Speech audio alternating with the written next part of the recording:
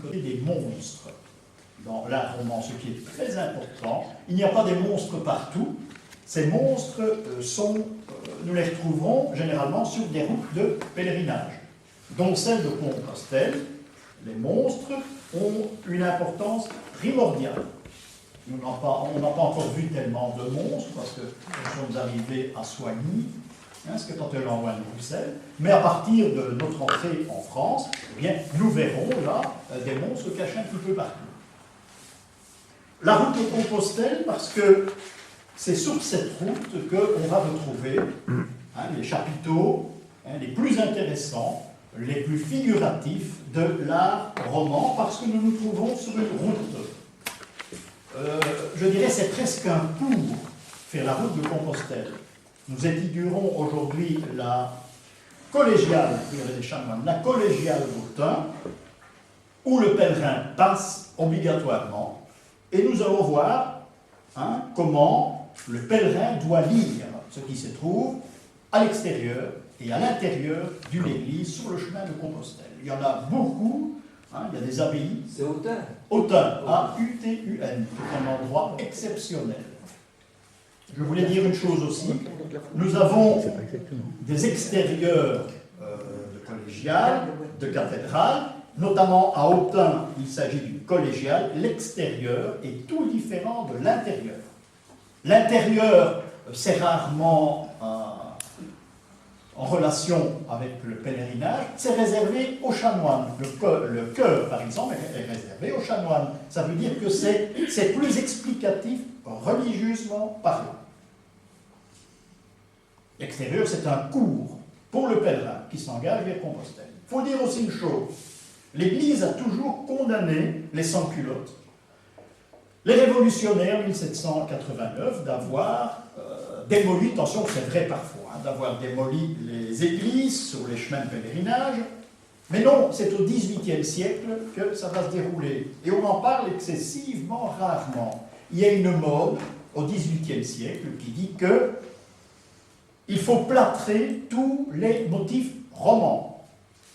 Les plâtrer et faire autre chose, quelque chose de ridicule. C'était des belles petites colonnes ioniques, etc. Un style grec ancien. Et toutes nos églises importantes, chez nous aussi, étaient plâtrées. Il n'y avait plus de motifs romans. Si bien que, lorsqu'on a changé la mode, eh bien, il a fallu retirer ce plâtre. D'où destruction des statues, et on a dû en faire d'autres. Il y a très peu d'églises où il y a des statues anciennes, romanes chez nous, il ne faut pas chercher. Imaginez-vous un seul moment, l'église Saint-Gudule, la collégiale chez nous, qui est complètement plâtrée et à la chaux. Vous imaginez ça, 2 minutes, tu savais ça les dessins sont très rares, mais il y en a. C'est complètement plâtré, et ça fait des constructions, style meringue sur les gâteaux, etc. C'est pas beau. Les carriers, les maîtres qui travaillaient la pierre, les sculpteurs ont laissé des messages dans cette église qu'on n'a pas la peine d'essayer de trouver. Il faudrait essayer d'aller voir ce qui se passe, mais voyez l'histoire, qui va payer tout cela. Alors imaginez-vous l'église Saint-Gudule à l'intérieur, dans la grande nef, et bien du plâtre partout, style 18e, avec des copies du rococo et tout ce qu'on veut. Alors à un moment donné, on a dit, on en a marre de cette histoire, et on a tout enlevé. Seulement, le problème, c'est quand on enlève tout, puis on fait des dégâts. Et en France, on a dit, ce sont les révolutionnaires, c'est 1789, ils ont démoli notre église. Alors, 1789, bien sûr, et bien malheureusement, a existé, seulement il ne faut pas mettre tout cela sur leur dos. Je vais vous donner un petit exemple qui n'a rien à voir avec l'art roman. Quand un guide fait visiter la Grande Place, il fait surtout pas cette erreur. Un guide fait visiter la Grande Place, il s'arrête devant l'hôtel de ville. Il y avait un magnifique Saint-Michel en bois. Oui. Il est complètement détruit. L'intérieur est coupé à un bon endroit. D'ailleurs, c'est comme si on avait lancé une masse contre cette statue en bois. Alors j'ai entendu un guide qui était néerlandophone qui a dit, mais voilà, ça c'est la destruction, vandalisme. Il a passé des époques, vandalisme. Et j'étais là quand ça s'est fait. C'est écœurant de voir ça. Qu'est-ce qui s'est passé? C'est ridicule à raconter, c'est un peu comme Venise, ça que je vous ai passé. Mais si ce n'est pas une question de publicité, Ce qui s'est passé, eh bien, c'était le jour de la fête du Maïbo, et ce Maïbo, sur un camion, passe dans la cour de l'hôtel de ville. Les ouvriers ne savent à peine conduire, et le dessus du camion a rayé toute la statue de Saint-Michel. J'avais envie d'aller déposer plainte à la police. Vous savez ce qu'il allait se passer à la police, non? On me dit c'est comme un but. Hein. Donc imaginez-vous qu'en plusieurs siècles, eh bien, ces monuments ont souffert. Nous revenons au pèlerinage, la route de Compostelle. L'homme qui part en pèlerinage se perd. Non pas que la route est mal tracée, absolument pas, encore faut-il la connaître. La route est tracée à partir de Paris. Tout ce qui, nous, Bruxellois, qui quittons Bruxelles, eh bien, il faut vraiment bien chercher la route. Hein. Et la route que nous faisons à Car n'est pas la vraie. La direction est vraie. Nous passons une route, la nationale, je ne sais plus combien. D'accord, la nationale n'existait pas. On a tracé cette nationale pour faciliter les endroits. Nous passons par des chemins et par des toutes petites routes. Je me vois très mal avec un autocar faire ce chemin que j'ai fait à pied, qui est très intéressant, mais nous ne loupons absolument rien. On a une petite église dans un village, dans un passage, je crois qu'il y a 3 maisons, et cette église, il faut la faire. Donc là, on s'arrangera pour y arriver, on doit y arriver. Donc il n'y a pas une route, il y avait une route précise pour aller d'un lieu à l'autre. En car, en voiture, c'est impossible. Sur toutes ces routes, eh bien, il faut remarquer une chose, les chapiteaux des églises, certaines fresques, on y voit uniquement des forêts. Ce sont des feuilles par-ci, des feuilles par-là. Ça ressemble un petit peu, et ici on est confronté à un endroit où on peut se perdre, c'est pour ça qu'on a placé des forêts, j'imagine, des endroits où on peut se perdre. Il faut donc faire très attention au chemin. On va rencontrer également des monstres, et ça vous en avez bien certainement vu, à tous les coins de chapiteaux. À l'entrée de l'église, il y a des monstres. Ce sont tous des avertissements. Il faut donc éviter de se perdre dans certains endroits. Imaginez-vous que ces églises existent depuis l'époque romane. Le pèlerinage à Compostelle existe depuis Charlemagne. On ne peut plus se perdre maintenant, quoique c'est arrivé. Mais n'empêche, autant il fallait prévenir. Il y a des représentations de vices, par exemple, rarement des vertus. Des représentations de vices. On tient compte de cela, mais encore une fois, c'est pour avertir le pèlerin. Avertir le pèlerin que aller en route, c'est compliqué. Et c'est compliqué. Alors je me suis toujours posé la question, il y a bien longtemps, à l'époque où j'étudiais ces chapiteaux, donc vous avez des reproductions, on va étudier ça en 13, j'ai vu des représentations d'animaux, même des animaux qu'on ne connaît absolument pas, du moins qu'on ne les connaît plus, et je me suis dit une chose, je n'ai jamais rencontré un cheval sur un chapiteau roman. Alors là, il y a une question qu'on peut se poser. Pourquoi jamais un cheval? Il y a des animaux dans tous les sens, sauf en Espagne. Et je ne sais plus très bien.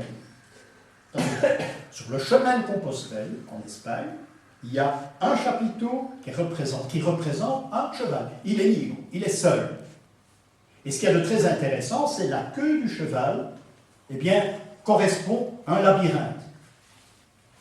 C'est le seul cheval que j'ai vu sur un chapiteau. Bon, il y a des ressemblances, il y a un taureau qui ressemble à un cheval, un âne, souvent, on le prend pour un cheval, mais à l'erreur, il y aura des ânes, il n'y a pas de chevaux. C'est dommage que mon ami le jeune n'est pas là, parce que ça pouvait éventuellement l'intéresser. Alors pourquoi? Eh bien, on s'est renseigné, époque romane, cheval, eh bien non, absolument pas, parce qu'on considérait à cette époque le cheval comme le compagnon de l'homme. Donc, représenter un homme, ça pouvait éventuellement représenter un cheval. C'est très important, parce qu'on peut se poser la question, et si vous voyez un animal qui a l'allure d'un cheval, eh bien pas du tout, c'est un âne, un baudet. Alors là, la démarche d'étude du chapiteau, est toute différente. Vous verrez des chiens qui ressemblent à des loups, vous verrez tout ce que vous voulez. Vous verrez des ânes, dont un qui joue de la lyre, par exemple, un âne qui joue de la lyre. C'est intéressant, ça. Des animaux qui rentreront en fonction, hein, avec le pèlerinage, avec la route, mais jamais de cheval. C'est quelque chose qu'il faut retenir, c'est très important. Pourquoi? Eh bien parce que il y a deux initiations principales, hein, et je parle homme, hein, l'intuitive pour la femme, nous n'en parlons pas pour le moment. Bon, il y a peu de choses à dire finalement. Attention, dans le cadre, non s'il vous plaît, dans le cadre que nous avons essayé d'étudier, hein, nous avons étudié l'initiation par la voie des hommes. C'est très différent. Alors, on peut considérer à l'époque romane que la chevalerie est une autre initiation, c'est-à-dire une initiation qui n'est pas complémentaire, mais qui est particulière. C'est important aussi.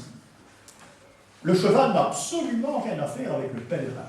Ça ne l'intéresse pas. Bon, il y a bien des pèlerins qui ont fait une partie à cheval, c'était presque obligatoire, je parle toujours du Moyen-Âge. Mais le cheval peut galoper, tandis que le pèlerin, lui, il marche. En cas de grande fatigue, eh bien, il passe, il part, il marche pas à pas. Parce qu'il faut penser également dans un pèlerinage. Il faut surtout supporter les autres. Et je crois que là, c'est déjà pas mal.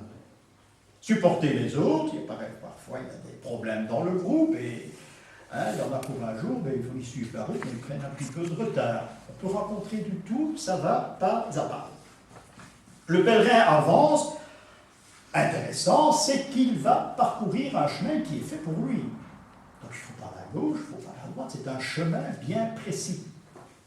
Un pèlerin ne doit jamais avoir une coquille derrière lui. Possible. Il ne peut pas avoir une coquille sur lui, puisqu'il n'a pas encore mis les pieds à Compostelle. J'en vois parfois à la télévision, les interviews, là, les coquilles là, les coquilles là. C'est ridicule. Ces gens d'office, pour moi, sont ridicules. La coquille, on va la chercher, et on la ramène. C'est ça le but du pèlerinage, sinon il n'y a pas de pèlerinage. Il faut aller sous le tombeau de Saint-Jacques, à Compostelle, il y a la mer chercher sa coquille, et il y en a, hein. Il y en a. Mais il n'y a personne à cet endroit. Nous étions 7, et il y avait 7 personnes, sur le bord de la mer, c'était nous, tout le monde s'arrête à Compostelle. Donc la coquille, il ne faut pas en parler. Pour revenir au cheval, parce qu'il faut tout de même en parler avant de voir des monstres, le cheval, lui, peut avoir une initiation qui n'est pas complémentaire, mais une initiation assez particulière. Le cheval, celui qui part à cheval en Compostelle, ben, il n'a aucune raison d'apprendre la symbolique, ça ne l'intéresse pas. Pourquoi s'arrêter devant chaque église, nouer la bride à l'extérieur? Il y a toujours un endroit pour nouer la bride de son cheval. Hein. Dans toutes les églises, au moins une. Un endroit, pardon. Il ne va pas passer son temps à ça, l'homme qui a un cheval. Ça n'intéresse absolument pas. Si le pèlerinage est une initiation, eh bien, lui, ça n'intéresse pas. Il continue sa route. Alors, cet homme ne connaît absolument pas le pèlerinage, ni sa signification, non. Mais lui, il a été initié tout autrement. Il a été initié tout autrement parce que lui, il connaît l'héraldique. C'est ça qui va l'intéresser.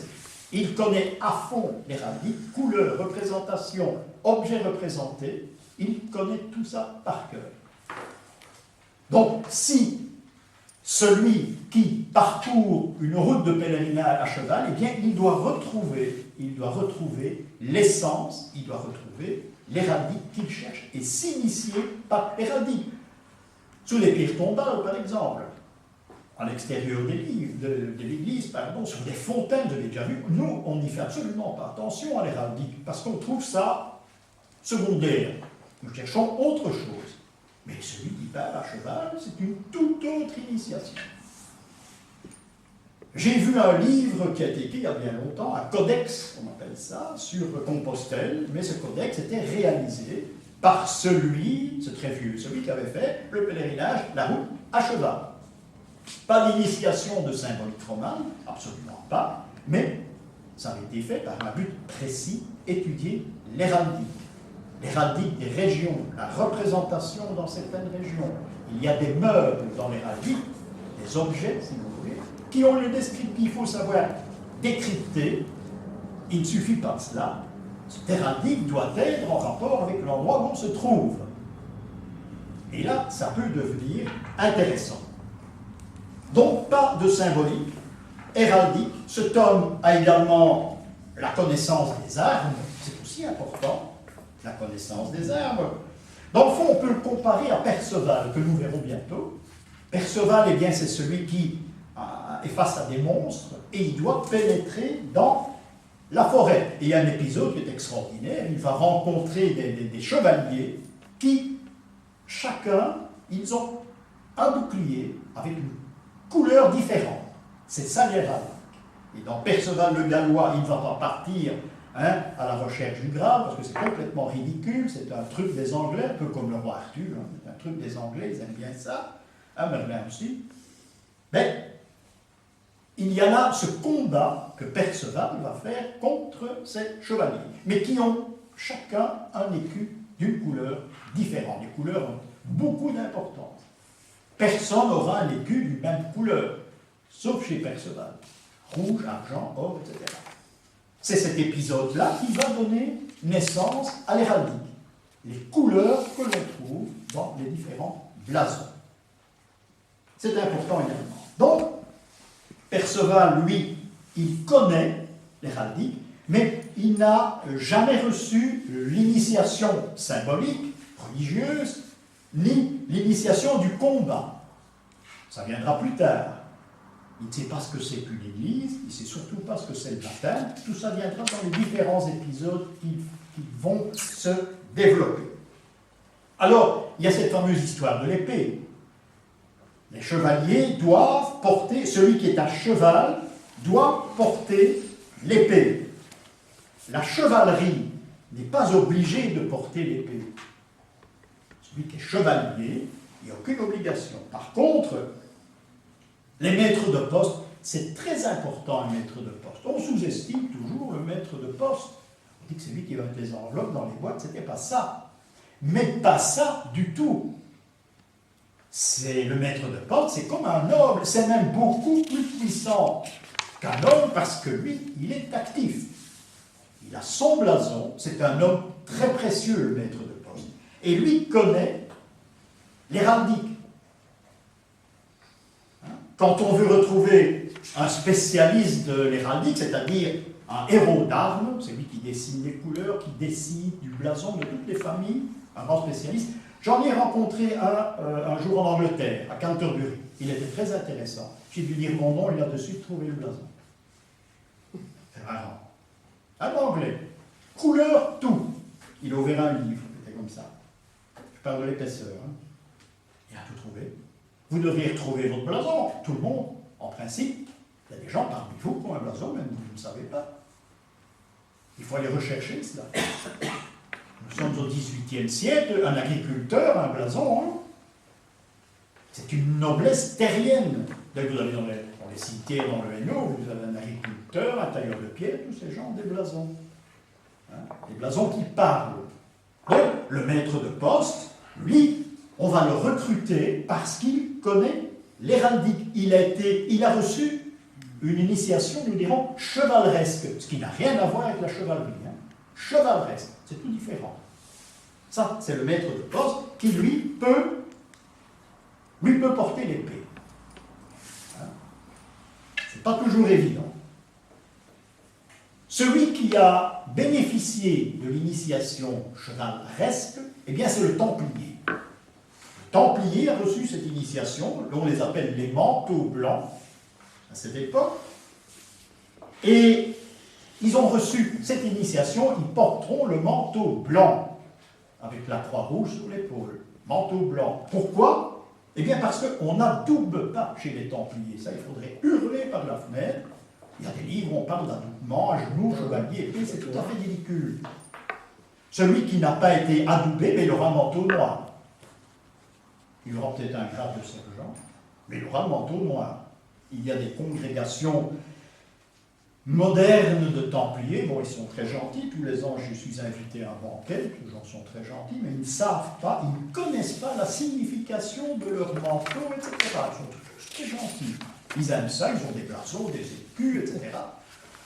Seulement, probablement, dans les couleurs, ils ne connaissent pas, ils pensent que les couleurs changent avec les grades. C'est pas vrai, on n'adoubait pas. Il y a deux choses que l'on faisait chez les Templiers. La première passe, la deuxième est horrible pour certains. La première, c'est qu'il y a des différences de couleurs, on n'adoube pas. Celui qui est noble, il a un manteau blanc, celui qui ne l'est pas, il a un manteau noir. On a rarement dessiné les Templiers avec le manteau noir. Mais voilà. Et puis alors, la deuxième chose, c'est qu'ils prennent la responsabilité d'inhumer les excommuniés dans le temple, dans le jardin du temple. On ne le dit jamais.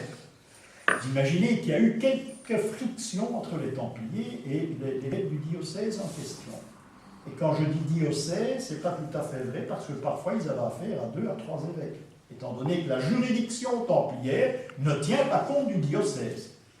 C'est pas bête, ça. Eh bien, eux l'avaient trouvé. Donc, les couleurs ont énormément d'importance. Et dans les églises, dans le roman, prenez la Révolution française, prenez Bonaparte, non, c'est 18e, Bonaparte, je ne suis pas sûr. Eh bien, les officiers nobles auront la couleur rouge. Toujours. Toujours, toujours, toujours. Un officier, il est rouge. L'officier qui vient du peuple, eh bien, il sera bleu. Alors regardez éventuellement vos reconstitutions historiques dans des films, à la télé, ben, c'est pour pleurer. Hein. C'est pour pleurer parce qu'on ne respecte plus cela. Il y avait un code, il y a encore au XVIIIe, la Révolution a beaucoup changé. Hein. C'est pour ça que je ne parle pas de Bonaparte, parce que je ne suis pas sûr des couleurs, il faudrait retrouver ça. Si on tenait compte des couleurs, je ne suis pas sûr. Mais le bleu, le peuple, le rouge, la noblesse. Comme dans l'héraldique, on tient compte des couleurs. Qui a voulu changer ça? Il y a eu un essai, c'est Louis XVI. C'est un brave monsieur, mais il a commis des gaffes.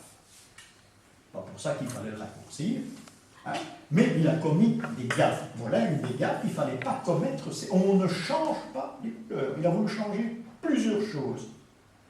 Donc la libération du judaïsme et respecter les coutumes du judaïsme, et notamment leur enterrement. C'est lui qui a tout fait, c'est pas la Révolution. Hein.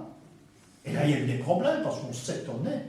On s'étonnait de ce qu'il venait de dire. On a dit, bon, maintenant, les Juifs ont l'autorisation eux-mêmes d'enterrer leurs morts dans un cimetière décent. Tout le monde s'est levé en versant. Scandale! C'est un problème de Louis XVI. Les couleurs également, on ne change pas les couleurs. Louis XVI est le seul roi qui ne s'est pas donné la peine de faire le tour du labyrinthe de Reims avant d'être sacré. Ça porte malheur, ça. Henri IV aussi, mais lui, il ne croyait pas à ces trucs-là. C'est un problème, ça. Alors, il y a eu d'autres problèmes après. Hein. Disons que ça a mal tourné, il n'a surtout pas été aidé. Donc, on ne change pas. Le problème, c'est que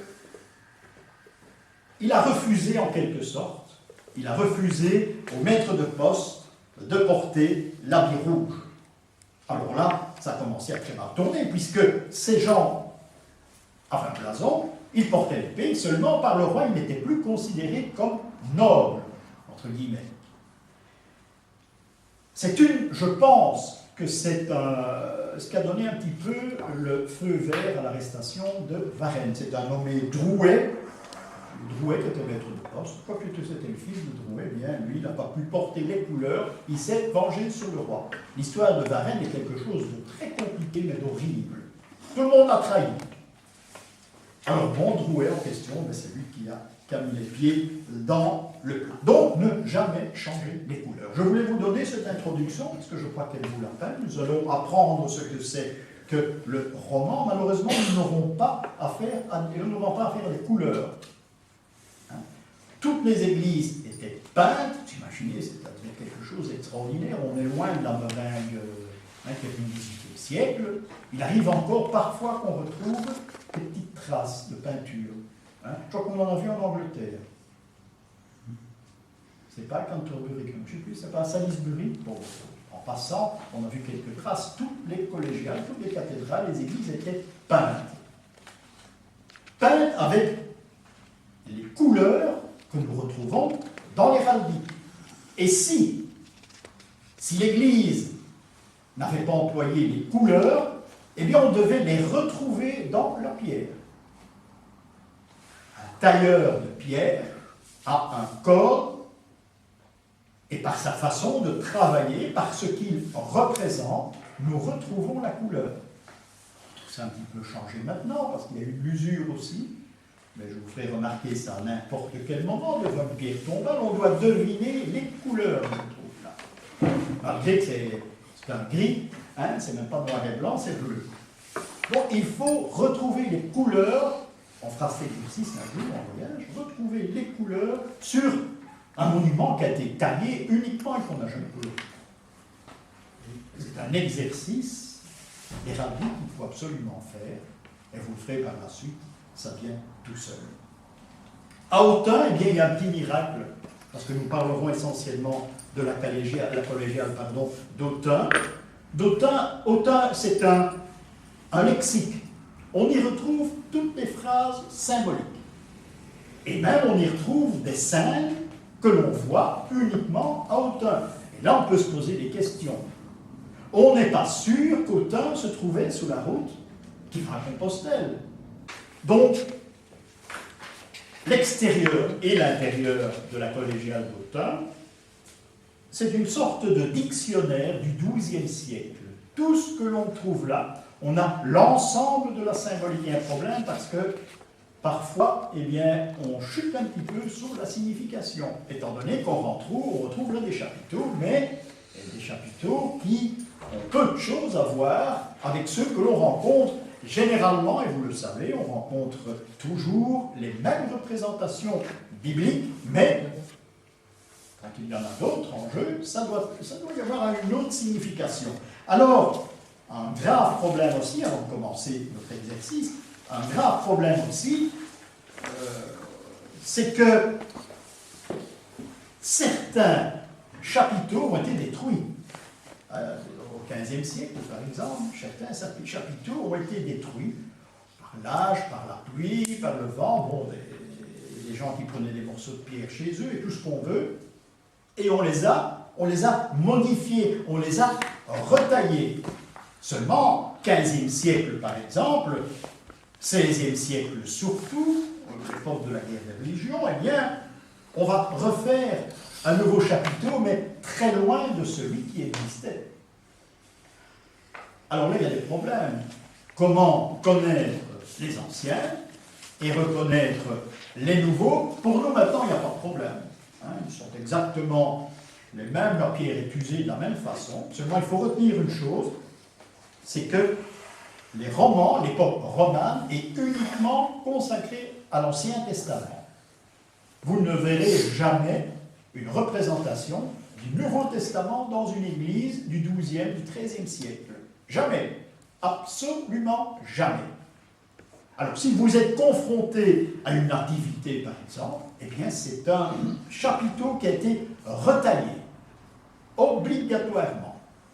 On ne s'intéresse pas. On s'intéresse à des personnages comme Noé, comme Moïse, comme Samson et bien d'autres, hein, de l'Ancien Testament.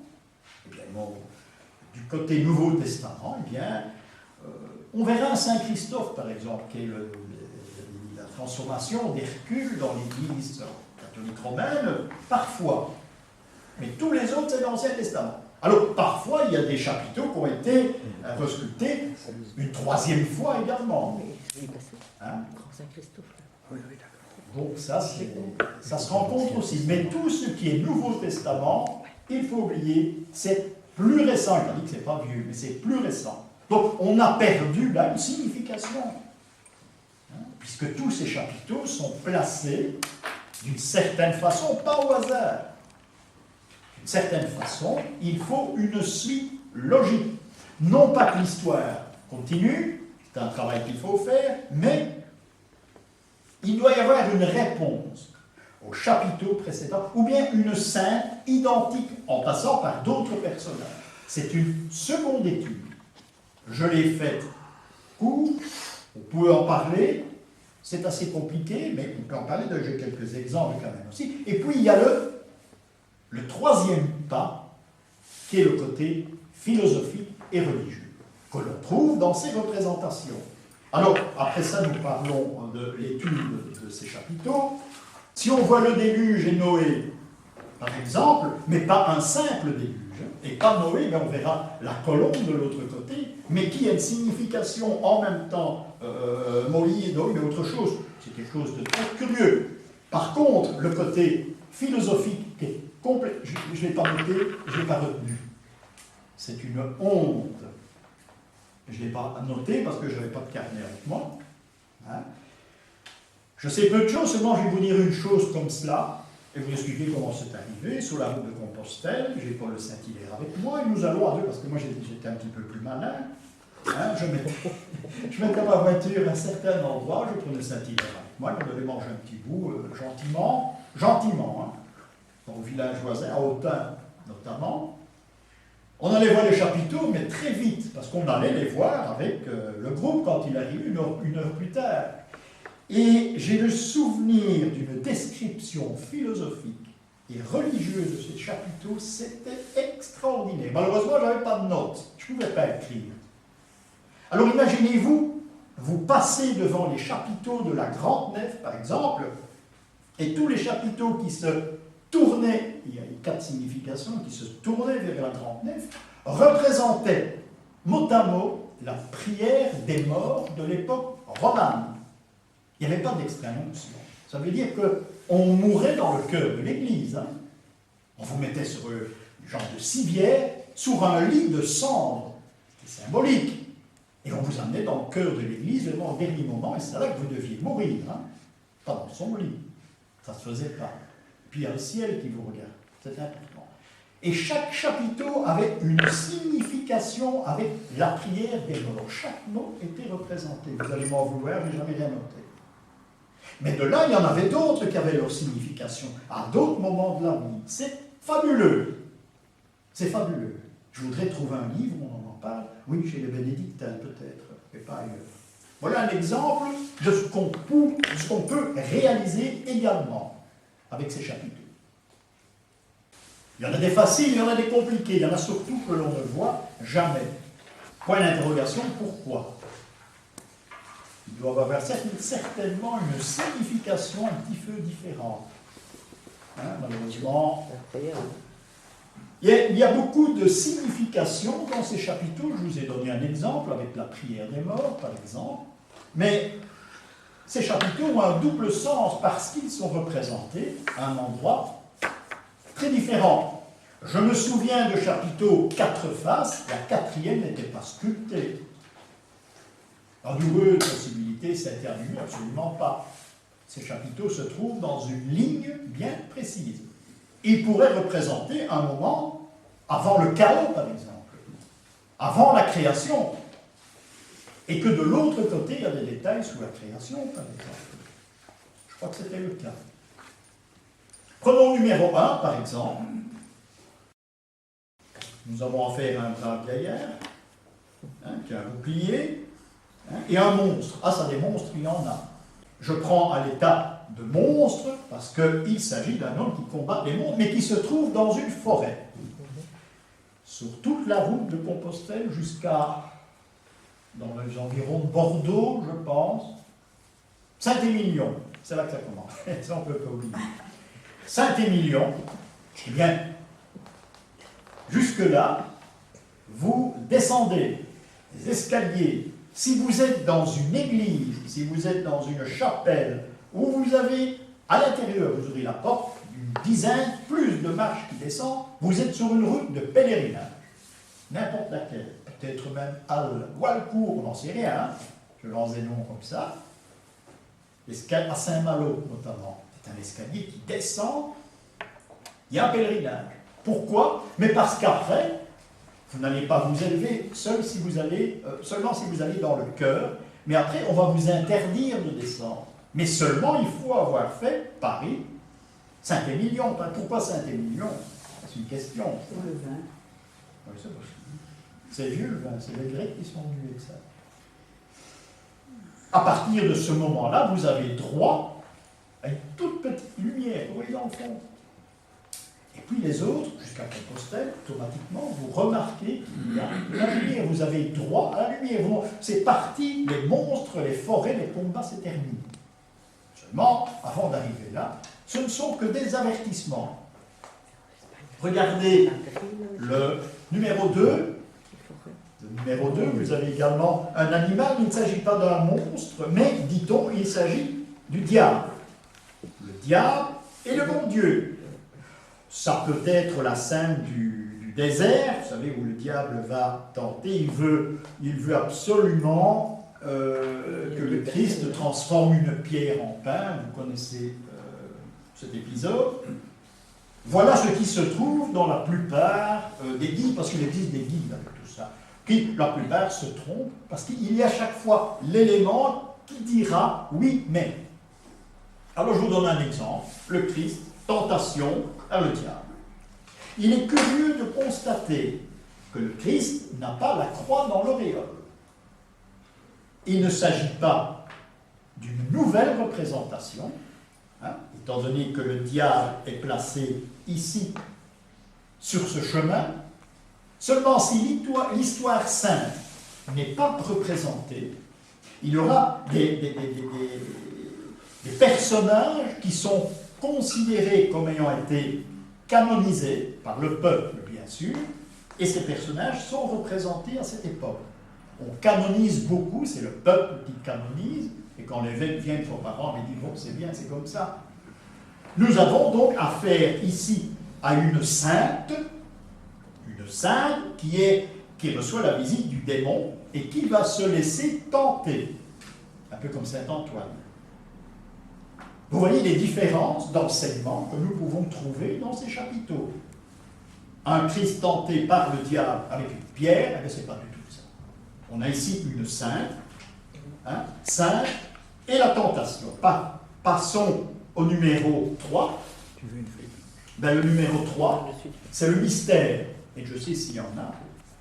Le mystère. Et on fait une comparaison, si nous allons jusque-là, à Melle. Il y a 3 églises romanes qui sont en face l'une de l'autre, c'est quelque chose de merveilleux. Et à l'entrée de la première église, il y a une statue, un peu comme celle de notre roi Bouillon, où on trouve le même personnage et qui a un petit personnage à ses pieds. Et où c'est Charlemagne, où c'est l'empereur Constantin. Jamais personne n'a trouvé la définition exacte. Dans le livre d'Autun, il y a indiqué Saint-Martin. Ce qui n'a absolument aucun sens. Mais ils ont dit Saint-Martin, pourquoi? Mais parce qu'il y a un petit bonhomme au pied de Saint-Martin, et il va donner son manteau, j'imagine, quelque chose de ce genre. Vaut mieux dire qu'on ne sait pas. C'est Charlemagne ou c'est l'empereur Constantin. On peut penser à Constantin parce que la même représentation existe à Melle et que là, on peut pencher éventuellement sur un empereur Constantin. Bon, nous abandonnons Constantin, nous avons le numéro 4, et nous avons bien sûr les 4 fleuves du paradis.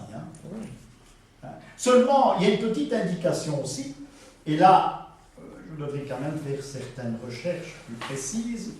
Il faut savoir que chaque fleuve du paradis, eh bien, chaque fleuve est représenté à ses côtés un des apôtres, non, ne sont pas tous apôtres, un des évangélistes. Par exemple, Jean c'est l'Euphrate, Luc c'est le Tigre, mais les autres, il faut voir la signification. Donc, il y a, encore une fois, une étude, une recherche à faire, comme on a vu à Célestin, ceux qui ont été en Alsace, oui. Un peu dans ce style-là. Il y a donc une signification entre les évangélistes et les 4 fleuves. On pourrait faire des recherches, essayer d'en reparler à une autre occasion. Le numéro 5, eh bien, on a dit que c'était les pèlerins d'Emmaüs, par exemple, ce qui ne correspond absolument pas. Seulement, nous avons affaire au Christ. Et vous voyez la différence que cette brave fille qui se laisse tenter par le diable. Nous avons la présentation du Christ et il y a la croix dans l'auréole. À chaque fois qu'on aura ce chapiteau reconstitué, parce qu'il y avait autre chose à l'époque, Ah, malheureusement, on a perdu une signification qui était précieuse. Et on a, en principe, on a la résurrection de Lazare.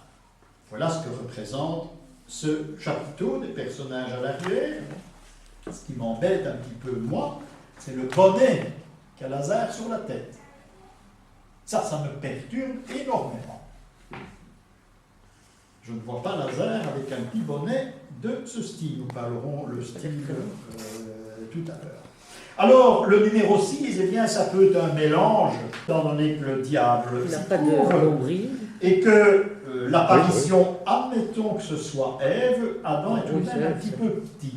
On ne représente jamais à l'époque romane une Ève toute seule ou un Adam tout seul. Les fils, bien, Caïn, Abel, oui. Mais jamais, jamais. Et ça deviendra un problème de Vierge Noire plus tard également. Non, ça peut être Vénus, ça peut être la Méduse, Gorgone, etc. Dans le sens où on voit apparaître les chapiteaux. Maintenant, ça peut avoir un rapport entre un épisode de la Bible que nous ne connaissons absolument pas. Ça arrive, on en trouvera d'ailleurs. Ce qui m'embête, c'est que le pèlerin n'a pas de bâton. Prenons le numéro 7. Le numéro 7, eh bien, on n'a pas cherché très loin, les bénédictins non plus d'ailleurs, puisqu'on est censé représenter un extrait, un morceau de l'arbre de Jessé. On peut éventuellement parler David et Salomon. Possible. Il n'y a rien de certain. On a dit que le 8e, il s'agit de Marie-Madeleine, à gauche, qui rencontre le Christ après sa résurrection. Pardon. On ne peut ne pas être d'accord parce que, encore une fois, il n'y a pas de croix dans le regard. Et elle tient quelque chose en main aussi. Un petit peu de neige. Il y a deux personnages qui s'éloignent. Oui. Deux personnages qui s'éloignent et en main, il y a quelque chose. Attention, nous avons encore affaire ici à du tardif. Quand je dis tardif, c'est peut-être 14e. Seulement, il y a l'auréole, il y a la croix dans l'auréole. Ici, nous ne l'avons pas. Attention, ce ne sont pas des erreurs. Parce que, imaginez-vous que ça a un sens philosophique entre ces trois chapiteaux, mais que nous ne connaissons pas, que nous ne connaissons plus. Il y a ça aussi. Et c'est très important. Le chapitre 8 peut avoir un rapport avec le chapitre 2, par exemple, puisqu'ils sont pratiquement l'un en face de l'autre. Donc il y a une suite qui peut paraître parfois illogique, mais on peut la constater. Reste à voir comment sont placés les différents chapiteaux. Nous avons le numéro 9 qui représente Daniel dans la fosse au lion. Il n'y a pas de lion, seulement, oui, il y a des pattes, là il y en a un à droite. Seulement, il y a l'homme avec la pelle, à gauche. C'est celui qui a creusé la fosse. Je crois qu'on voit les pattes d'un lion là-bas à droite, mais il n'y a pas grand-chose. On a dû casser quelque chose là. Et nous avons notre ami Daniel qui pense, qui médite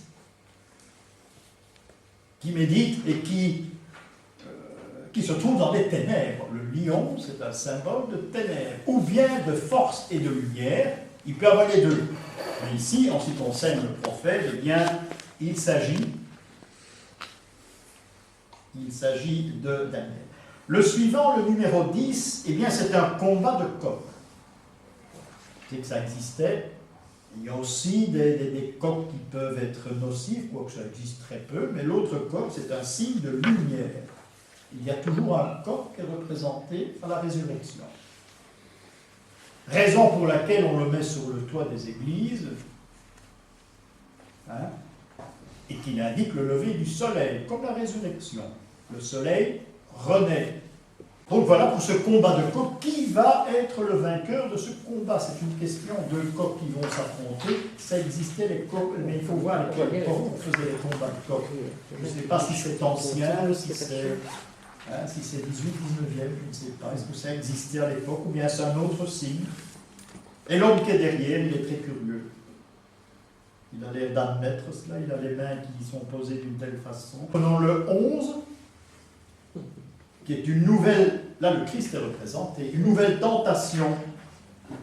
Le diable qui se trouve sur le temple, c'est comme ça qu'on représente toujours le temple. Si tu es fils de Dieu, pour rappeler, lance-toi dans le vide. C'est un petit peu à ça. Nous avons affaire au Christ. Là, on ne peut pas. Et nous voyons le Christ qui a les pieds sur une pierre d'ailleurs. Vous voyez la pierre là. Seulement, encore une fois, on a affaire à une œuvre très ancienne, mais c'est la seconde version des chapiteaux. Numéro 12, on peut prétendre qu'il s'agit du baptême de Saül. Donc Paul qui a les deux mains, qui peut avoir les deux mains croisées, on l'a fait passer pour le baptême de Paul. D'ailleurs, on voit cette scène du panier, là, hein, qui se trouve à gauche. Oui, il est descendu. Oui, c'est ça. Alors, le 13, c'est pas très compliqué. Hein, ce sont les Hébreux dans la fournaise, hein, et un ange qui essaie de les récupérer. Dans le fond, c'est un enseignement. Hein, on expliquait tout ça avant. Hein. C'est le prêtre qui expliquait ça à un groupe de pèlerins. Les différentes significations. Il y a un ange qui prétend les récupérer. Hein, ben c'est très bien. Nous avons le 14. Le 14 qui est important. Puisqu'on a l'ange qui vient délivrer Saint-Pierre dans son cachot. C'est un qui est très important parce que c'est le symbole de l'initiation. C'est le symbole de l'initiation parce que Pierre dira maintenant je sais vraiment. L'initiation de Pierre commence dans ce cachot où il est enfermé. Il a des chaînes. L'ange a fait disparaître ces chaînes et il dira cette phrase, maintenant je sais vraiment. Il existe d'ailleurs, ces chaînes ont été conservées à Rome, il faut aller voir, ça fait, je ne sais plus quelle église, tu les feras un peu toutes. Hein, elles sont conservées dans un reliquaire en verre qui se trouve sur un autel. Les chaînes de Saint-Pierre. Alors nous avons le 15. Qui est une annonciation à Marie. Oui. Quand je dis retaillé, c'est probablement retaillé au XIVe siècle. Hein. Peut-être plus tard, mais les premiers ont été retaillés au XIVe siècle. On fait ces recherches en les comparant avec d'autres chapiteaux ailleurs. Ceux qui sculptaient cela, ces artistes, c'était des nomades. Ils ne s'installaient jamais à un endroit. Si on a un nom, c'est arrivé, je crois qu'on a 6 Gilbert, je crois. On retrouve, le voyage se fait, on retrouve ces mêmes représentations, par exemple, sur une route qui va vers Arles. Et on les retrouve. Donc on peut éventuellement les distinguer.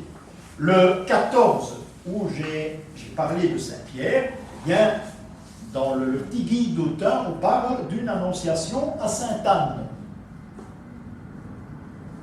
Hein? Par exemple, ce qui marche très mal, on a parlé de Sainte-Anne parce que le 15, c'est l'annonciation à la Vierge. C'est pas plus difficile que ça. Donc il faut se méfier surtout des interprétations que vous voyez dans ces petits livres que l'on vend, hein, qui vont marcher dans les églises. Donc il faut savoir que ces artistes, eh bien, ils voyagent et on retrouve les mêmes significations, hein, sur d'autres chapiteaux ailleurs.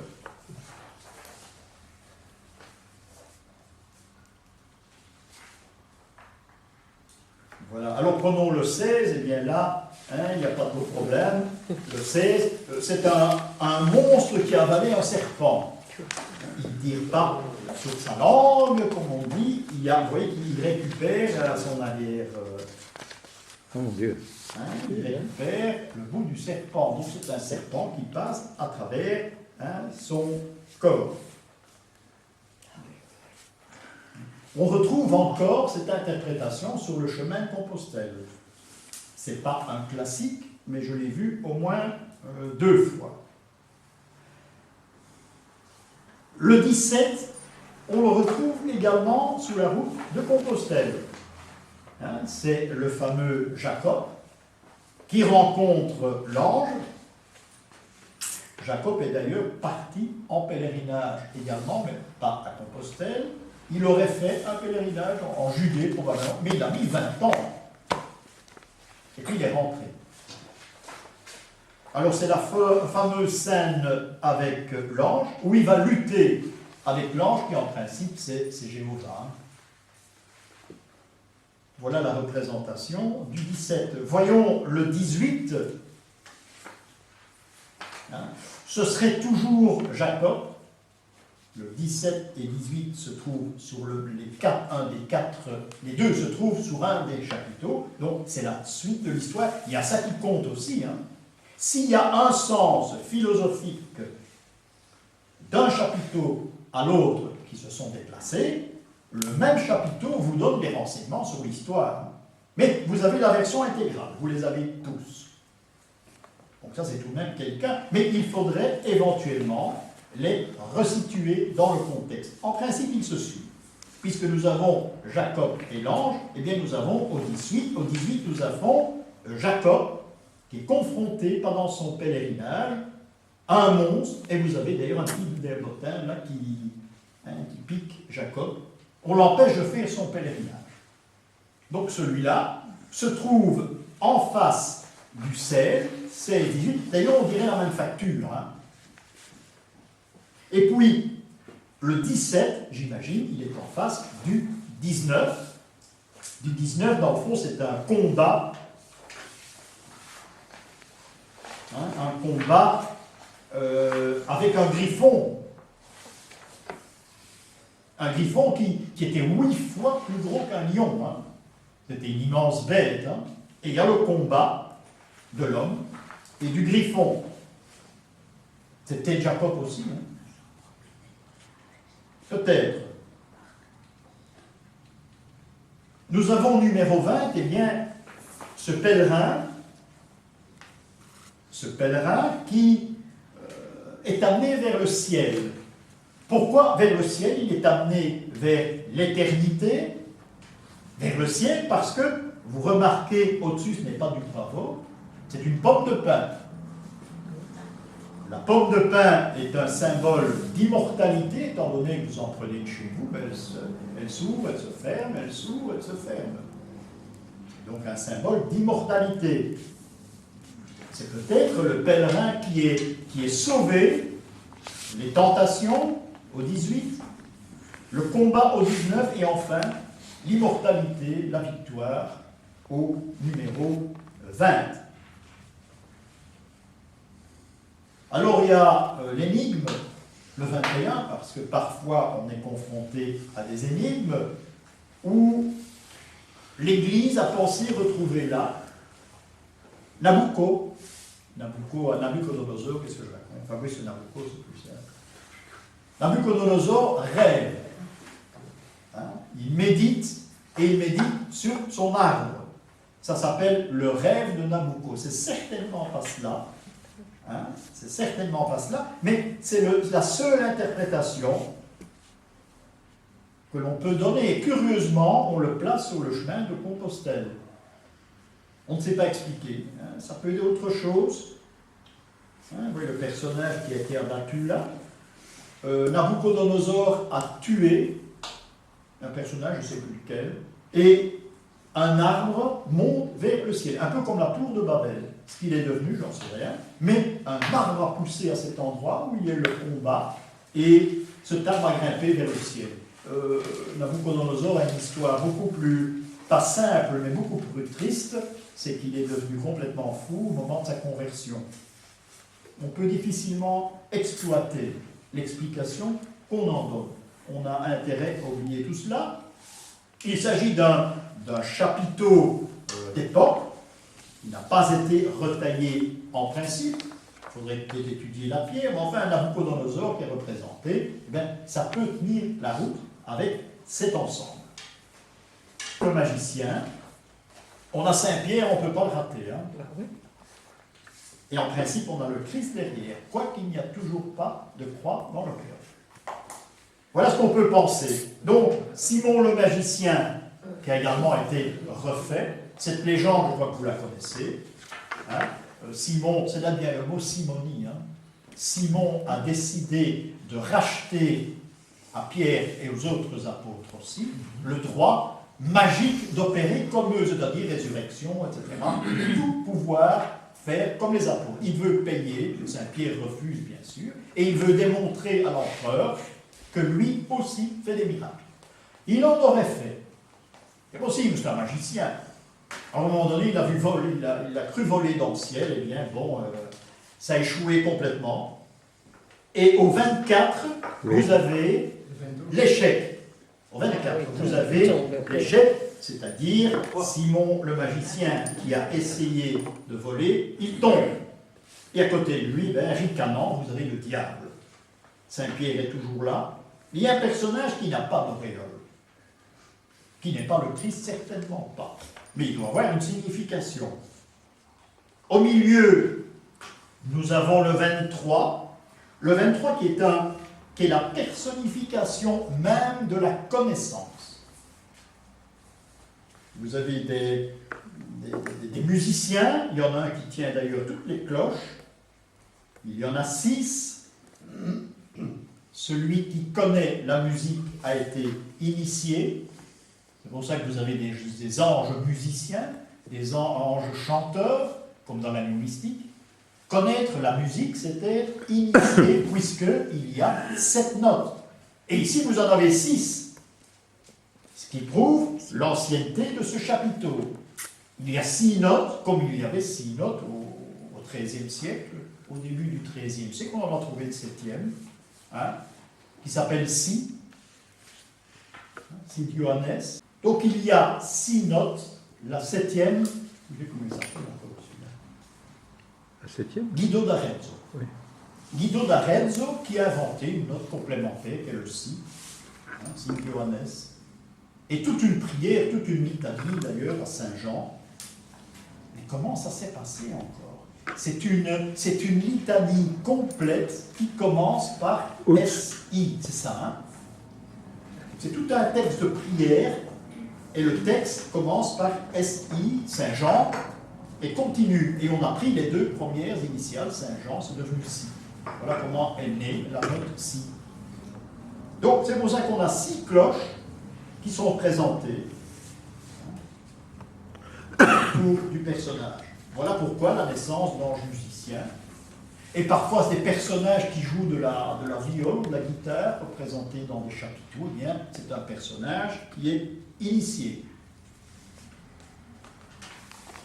Prenons le 25, c'est la chute de Simon. Donc, il faut savoir qu'il y a une seule représentation à Cologne, qui est une église Saint-Pierre, qui est une église gothique, quoique nouvelle.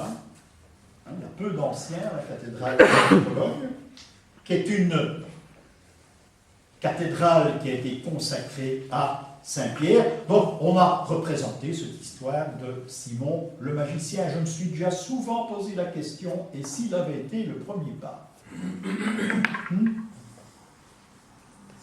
Je ne considère absolument pas la présence de Saint-Pierre à Rome. Il faut oublier tout cela. Je vais essayer d'ailleurs des documents anciens de reproduire dans mon livre de la fin de l'année cette petite histoire. J'ai déjà parlé de Simon le magicien, mais cette histoire de la présence de Pierre à Rome. Il n'a jamais mis les... Paul, oui, mais Pierre n'a jamais mis les pieds à Rome. C'est une histoire qu'on a créée pour pouvoir consolider la présence de l'Église à Rome et en faire un siège. La présence de l'apôtre Pierre, c'est extraordinaire. Un autre détail, j'ai cru un jour, il y a bien longtemps, qu'un pèlerinage à Saint-Pierre passait dans notre Brabant et descendait vers Avignon. C'était beau. J'ai failli le faire. Jusqu'un jour, on m'a remis un petit peu sous les rails, on m'a dit, il ne faut pas exagérer. Celui qui m'a remis sous les rails, il m'a montré des documents. Il y avait beaucoup d'églises Saint-Pierre, elles existent toujours. Côté de l'île de Bé, c'est une route qui descend par le Brabant ancien.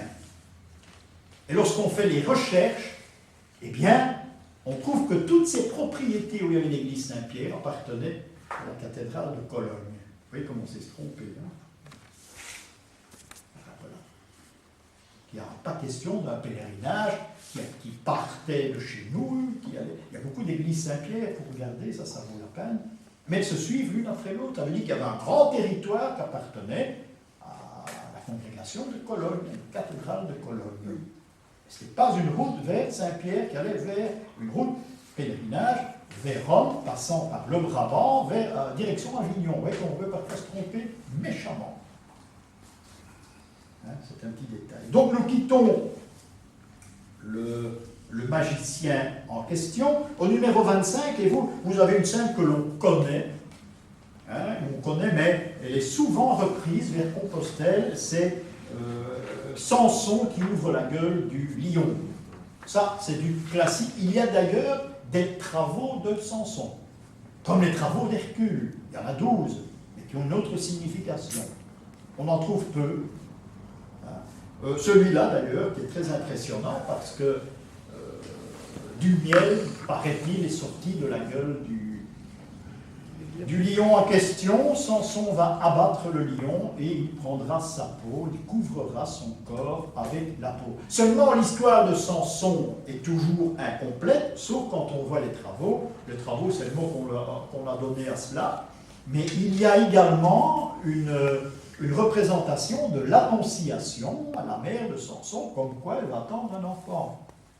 Il y aurait donc un rapport entre l'histoire de Samson et l'histoire qu'on nous conte dans les évangiles. Peut-être, parce que c'est curieux, cet ange qui débarque là, comme avec Sainte Anne aussi, hein, l'apparition de cet ange qui va annoncer la naissance de Marie à Sainte Anne, ça existe aussi. Il y a des tas de choses que l'on ignore et qui sont plus rarement représentées dans nos églises. Ça n'a pas fort impressionné nos artistes. En principe, le 26 est plus récent. Oui. Nous avons la scène du lavement des pieds, et là nous avons la croix dans l'auréole du Christ. On ne peut pas se tromper. Le lavement des pieds.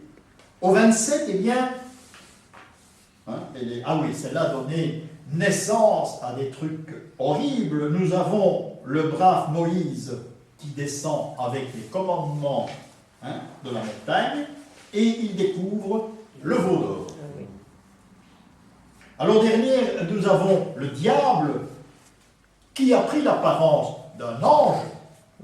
C'est bien fait dans le fond. Et c'est lui qui a excité un petit peu Aaron, dans le désert, en bas du Sinaï, à créer un veau d'or. Alors ça a fait dire aux historiens, et notamment à Autun, mais plusieurs aussi, qu'on avait mis des Indiens à la place du diable. Et à l'époque romane, on connaissait l'Amérique, on a même venu avec des Indiens en France. Je ne blague pas, que l'Amérique a été découverte avant le 15e siècle, non, pendant le 15e siècle, mais avant 1492, c'est tout à fait certain, et par Colomb en plus. On en est certain, non. Alors nous continuons la vie de Samson. Nous avons Samson et les colonnes du temple de Dogon.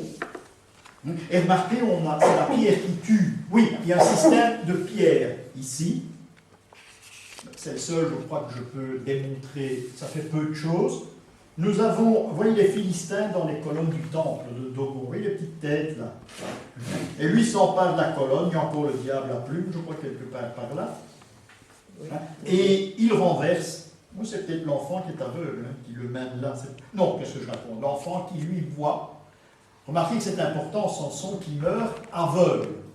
C'est-à-dire que subitement, son initiation disparaît. C'est curieux, ça. C'est quand même pas la punition de Dalila, ça m'étonnerait. Ça m'étonnerait tout ça. Le ciel s'occupe de Dalila. Pas Dalida. Enfin, n'empêche, Alors, immédiatement à côté, cela se trouve dans le même chapiteau, côté gauche, côté droit, et bien nous avons une lapidation. Donc il y a là une pierre, quoique le Moïse n'est pas triste en pierre non plus. Les commandements ont été gravés dans une pierre super solennelle. On aurait peut-être là les trois qui sont représentés, Moïse, les colonnes en pierre et la lapidation. On peut se demander qui est lapidé. Donc, un problème de pierre avec les commandements, les pierres des colonnes du temple et la lapidation. Il doit y avoir, il y a peut-être entre ces trois-là, le quatrième qui n'existe plus, parce qu'il y a des faces qui n'existent plus. Nous avons le 30 qui représente l'arche de Noé. Oui, ça. L'arche de Noé, mais à son arrivée au mont Ararat. Vous voyez cette montée, l'arche. Donc c'est l'arrivée. Tout le monde s'embrasse, là on dirait. Oui, il peut y avoir un rapport avec l'eau, par exemple, mais il faut voir les autres. Je vais essayer de les classer. Je peux le faire, mais c'est un travail. C'est un travail épouvantable, mais je crois que ça devrait quand même vouloir la peine d'essayer. Ah oui, ça peut être très intéressant. Alors prenons le 31. Le 31, c'est un style de dormition. Peut-être, on ne sait pas. Bien sûr, il y a tout de même de temps en temps des énigmes. Dormition de la Vierge, certainement pas. Mais il s'agit d'un saint. Il s'agit à l'arrière d'un saint également. Et les deux qui sont là, il y a une femme, un homme, ils ont été tous les deux canonisés. Donc on a affaire à une scène où il y a 4 saints. Moi, ce qui m'inquiète, c'est le petit chapeau qu'a le personnage. Parce que ça me fait penser, il y en a encore un d'ailleurs. Moi, ça me fait plutôt penser à un pape. C'est la tiare ancienne. Mais il y en avait un autre tout à l'heure. Et on n'en a pas parlé. Il y en a un au tout premier, mais on en parle, mais il y en a un qui est beaucoup plus évident. Regardez ça chez vous. Pour moi, c'est ça qui m'interpelle. Il y a ce petit personnage, et c'est la façon de représenter la tiare en symbolique. Où tu es là? 31. Ce petit personnage qui se cache. Ouais, il est quand même. Oui, remarquez la suivante, 32. Ben, 32, ce n'est pas une tiare, ce serait le sacrifice d'Abraham. Ça, c'est classique. Avec l'ange qui porte le bélier. Abraham. Abraham qui est consacré dans les églises romanes comme étant un saint. Un personnage qui représente la religion ancienne. Donc, il est sacralisé. D'ailleurs, je ne sais pas s'il n'est pas dans le calendrier. Comme maintenant, il y a un saint Abraham. Je ne sais pas si c'est le même. Mais il y en a toujours un. Prenons la 33. La 33, encore une fois, c'est assez curieux. Ce serait une annonce à Saint Joseph. Il y a Saint Joseph qui serait abîmé, là, à droite. Oui. Est-ce que c'est l'annonce de la fuite en Égypte? Curieux parce que ce qui m'embête là-dedans, c'est la colombe. Il y a cette sorte de... On dirait que l'ange présente une main, mais ce n'est pas ça. Il y a tout de chance. Mais c'est une annonce qui se fait à Joseph, que l'on ne voit plus malheureusement.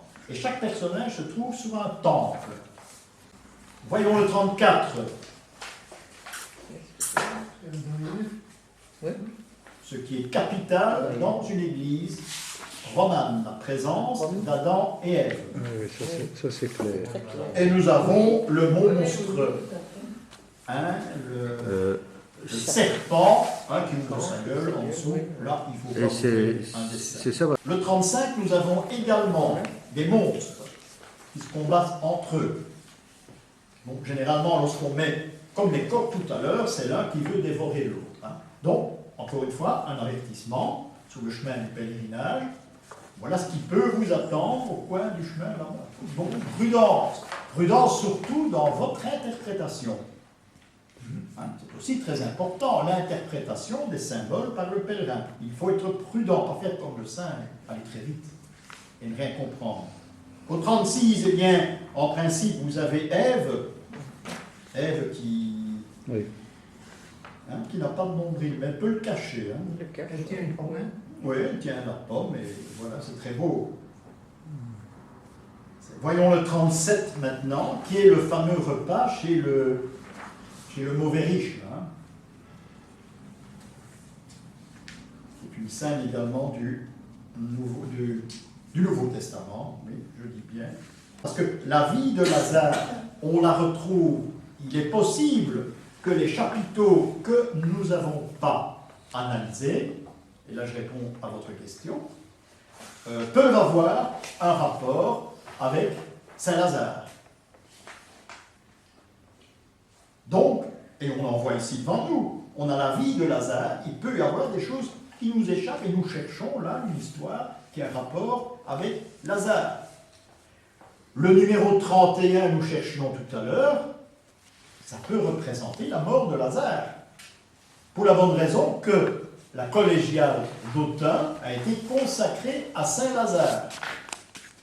Bonne question, parce que aujourd'hui. Ça revient. Donc, tout tourne à l'intérieur autour de Saint-Lazare. Il se peut qu'il y ait des choses qui nous échappent et qui ont un rapport avec la vie de Saint-Lazare, puisque nous avons un épisode au 37, au 38. Au 38, nous avons Saint-Lazare qui monte au ciel. En train. Quoi? Et Saint-Lazare qui monte au ciel. nous avons le diable derrière lui qui essaye encore. Nous avons au 39, il en reste peu de choses, la résurrection de Lazare. Si bien que c'est un chapiteau qui prend la vie de Lazare. Le 40, il est totalement inconnu. Je vois seulement que les deux personnages, dont un saint, se trouvent sur des pierres, qu'il y a une plantation bizarre, et il y a un petit personnage qui est presque tout nu avec une tiare. Lazare qui monte au ciel. Si je parle de tiare, c'est que, ailleurs aussi, cette représentation, le petit bonnet, représente le pape, la tiare ancienne du pape. Ah oui. Donc, cette vie de Saint-Lazare n'est pas ancienne, quand je dis pas ancienne, ce ne sont pas les chapiteaux d'origine, mais l'église d'Autun a été consacrée à Saint-Lazare. On prétend posséder le crâne de Saint-Lazare. Si vous allez à 20 km de là, il y a un nouveau crâne. Ça vive encore. Nous allons prendre la dernière page, parce que les autres chapiteaux, il y a beaucoup d'explications. C'était prévu, nous les commencerons la fois prochaine. Nous avons le 41, le 41 où nous avons toujours les mêmes scènes.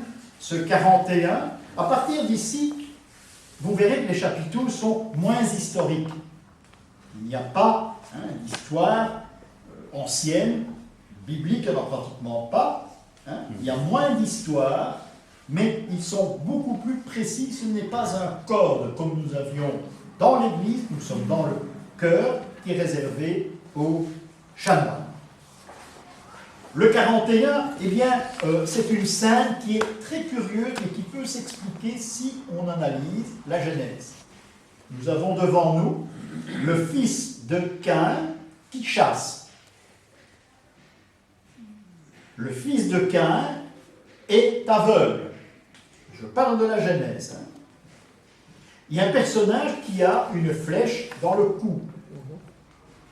Le problème, c'est que ce personnage peut être Caïn également. On sait également, lorsqu'on étudie la Genèse, que Caïn a beaucoup plus loin un descendant qui s'appelle Lamech, qui lui était chasseur et aveugle. Donc il y a une relation. Ce chapiteau n'existe nulle part. Donc on ne sait pas où sont les personnages. Mais on peut les interpréter éventuellement avec un des descendants de Caïn, si ce n'est pas la mort de Caïn elle-même. Le 42, lui, alors là, c'est pas permis de ne pas le connaître. C'est Judas qui s'est pendu, il y a deux diables, il en faut bien deux. Et remarquez cette petite boule blanche à l'arrière, c'est sa bourse, avec ses écus. Nous avons le 43. Nous avons le 43. Il s'agit du Christ une nouvelle fois.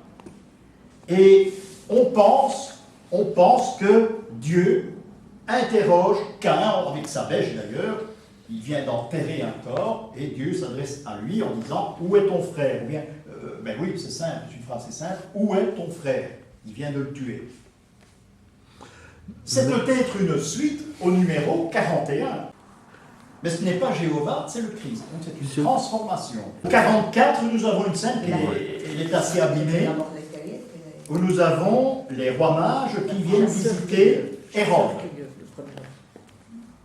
D'abord chasseur avant de cueillir. Au 45, nous avons une suite logique, nous avons La fuite en Égypte. une fuite en Égypte. Mais regardez un détail qui est important. Nous avons l'âne, nous avons la Vierge, Joseph devant, mais regardez ces petits ronds qui se trouvent sous les pas de l'âne. Eh bien, ces petits ronds représentent les pavés. Il est très curieux qu'au XIIIe siècle, non, c'est plus tard, au XIVe siècle, puisqu'il a été retaillé celui-là, qu'un auteur représente les pavés sur une route. Alors, est-ce que ça a une signification philosophique? C'est possible. En tout cas, c'est très rare. Il y a une pomme de pain qui signifie l'éternité. Oui.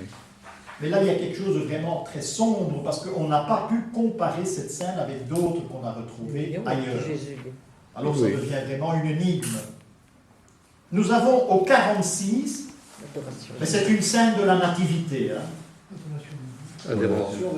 C'est l'adoration des mages avec la coupe qu'on offre au Christ.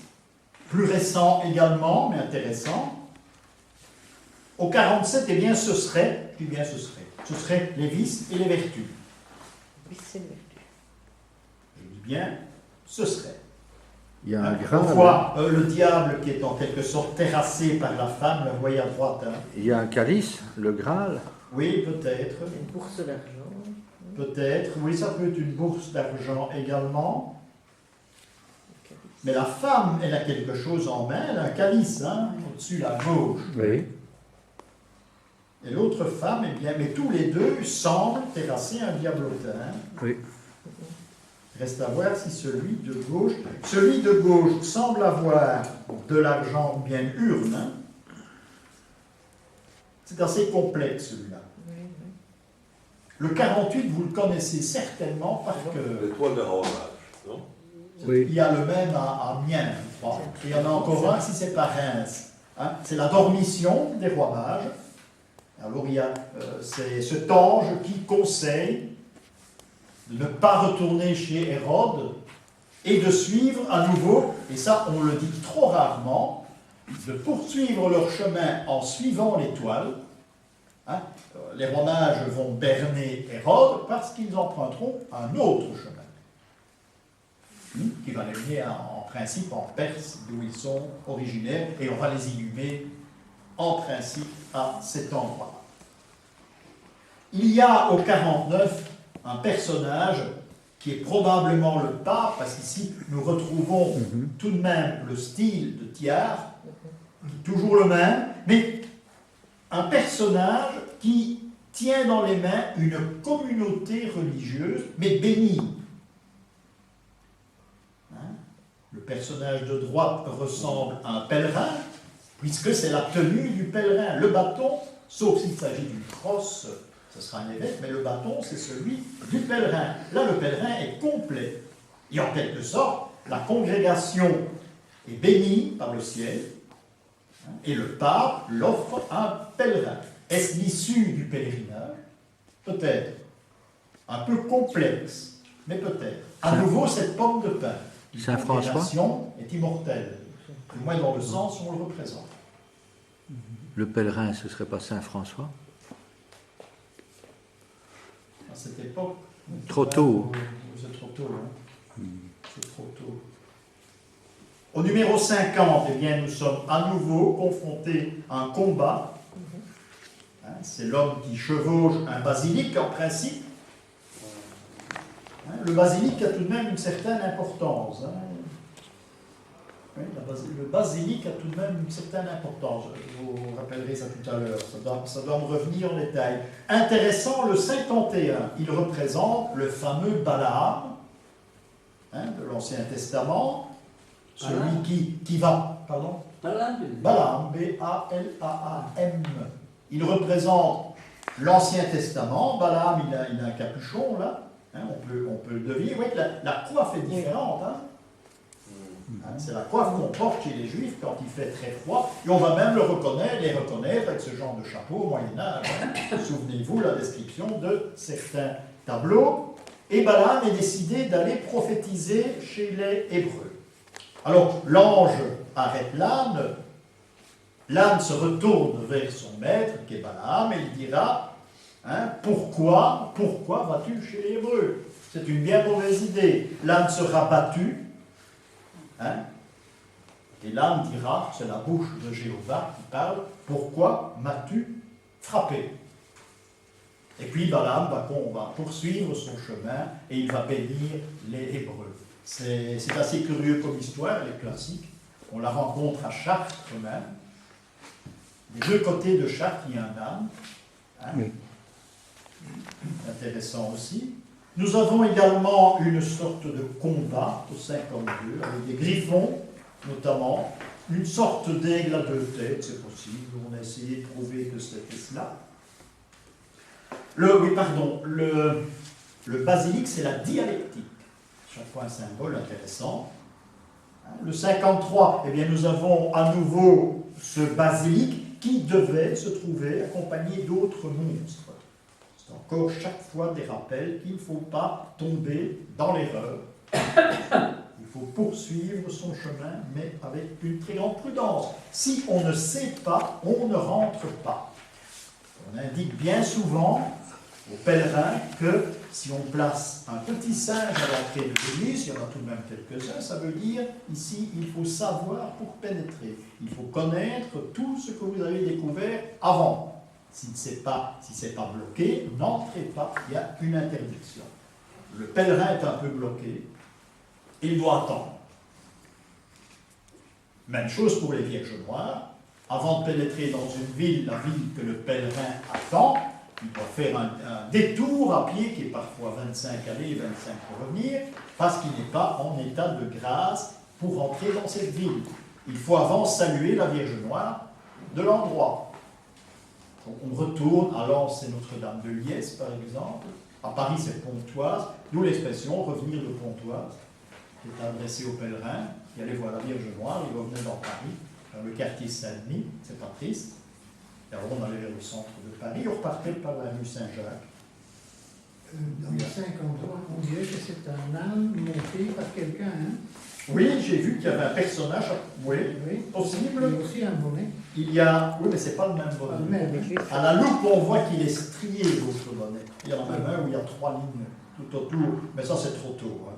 Ça c'est trop tôt. Le 54, eh bien, à nouveau, hein, nous avons ici un homme qui chevauche un oiseau, un aigle peut-être qui cherche le soleil. C'est important dans le pèlerinage, chercher le soleil.